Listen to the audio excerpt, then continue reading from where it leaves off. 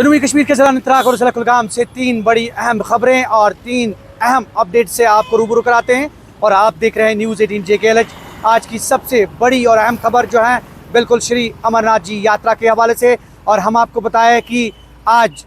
कोई काफ़िला वारद कश्मीर नहीं हुआ, चूँकि महकमा मौसमियात की पेशगोई के मुताबिक जो बारिशों का सिलसिला गुज़श्ता दिनों से जारी था, उसके पेश नज़र आज कोई काफ़िला श्री अमरनाथ जी की यात्रा का कोई काफ़िला वारद कश्मीर नहीं हुआ। अलबत्ता हम आपको बताएं कि यात्रा जो है आसान तरीके पर जारी है और बालतल और नुनवन बेस कैंप की अगर हम बात करें तो दोनों अतराफ से आज यात्रा पवित्र गुफा की तरफ रवाना हुई और कई श्रद्धालुओं ने अभी तक पवित्र गुफा के दर्शन किए हैं। यह आज की सबसे बड़ी और अहम खबर। और दूसरी बड़ी खबर जो है बिल्कुल हल्का इंतखाब डूरू से है, और हम आपको बताएं कि कांग्रेस कमेटी के जनरल सेक्रेटरी और मेंबर असेंबली डूरू गुलाम अहमद मीर आज अपने हल्के इंतखाब का दौरा कर रहे हैं और यहाँ कई वफूद से मुलाकात हो रहे हैं। और इसके अलावा अगर हम बात करें महकमा तालीम की तो director school education Kashmir doctor GN Itoo आज मेंबर असेंबली डूरू गुलाम अहमद मीर के हमरा यहाँ government model higher secondary school Dooru का दौरा कर रहे हैं और एक एजाज़ी तकरीब में जो है वो शिरकत कर रहे हैं। और यहाँ पे एक फेलिसिटेशन तकरीब भी मुनक्कद हो रही है और उसके साथ साथ यहाँ पे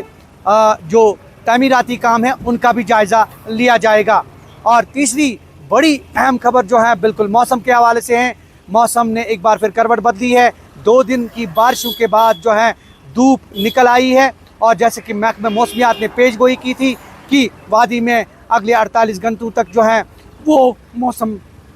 खुश्क रहेगा और धूप निकल आई है, और इस हवाले से बिल्कुल एन उसी मुताबिक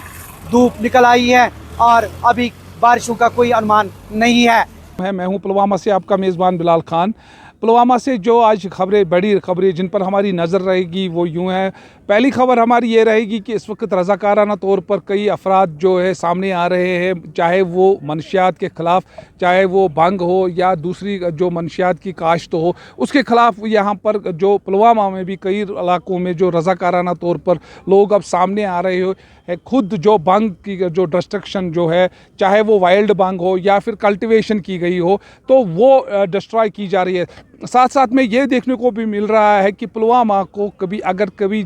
भंग या मनशियात की काश्त में काफ़ी ज़्यादा देखने को मिलता था, लेकिन इंतज़ामिया और पुलिस की काविशों के बदौलत इसमें काफ़ी कमी आई है और जो मनशियात फरोशों के ख़िलाफ़ जो कार्रवाइयाँ भी अमल में लाई गई तो उसकी वजह से इसमें काफ़ी गिरावट आई है। लेकिन अब जो मुकामी नौजवान हैं उन्होंने एक पहल शुरू की है कि खास सिर्फ ना भंग को डिस्ट्रॉय करने के साथ साथ नौजवानों को सही राह दिखाने की और नौजवानों को इस लत से दूर रखने के लिए एक रज़ाकाराना तौर पर जो इनकी जानकारी कैंप ये मुनक्कद कर रहे हैं, तो वो भी ये पहली खबर हमारी रहेगी और इस पर हमारी नज़र रहेगी। साथ साथ में ये भी देखने को मिल रहा है कि नौजवानों को खेल कूद की तरफ राग़िब करने के लिए जहाँ कई रज़ाकाराना तौर पर सामने आ रहे हैं, वहाँ आज फ़ौज की जानिब से यहाँ पुलवामा के स्पोर्ट्स स्टेडियम में एक बड़ा क्रिकेट टूर्नामेंट का इनाग्रेशन बाज़ाब्ता तौर पर हो रहा है, जिसमें इस टूर्नामेंट में का सिलसिला आज यहाँ पर शुरू होगा। आप देख रहे हैं तैयारियाँ जो ये ज़ोरों शोर से यहाँ पर पुलवामा में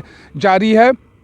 फ़ौज के आला अफसरान इसका बाज़ाब्ता तौर पर आज इनाग्रेट करेंगे यहाँ पर पुलवामा के जो स्पोर्ट्स स्टेडियम है, और साथ साथ में जो क्रिकेट के लिए यहाँ पर टर्फ बनाया गया था उस पे ये मैच आज यहाँ पर इनाग्रेशन मैच खेला जाएगा। तो ये भी इस क्रिकेट टूर्नामेंट में पुलवामा ज़िला के लगभग 60 से ज़्यादा जो टीमें हैं, क्रिकेट टीमें, वो शिरकत करने जा रही है। तो ये भी एक फ़ौज की बेहतरीन पहल यहाँ पर मानी जा रही है।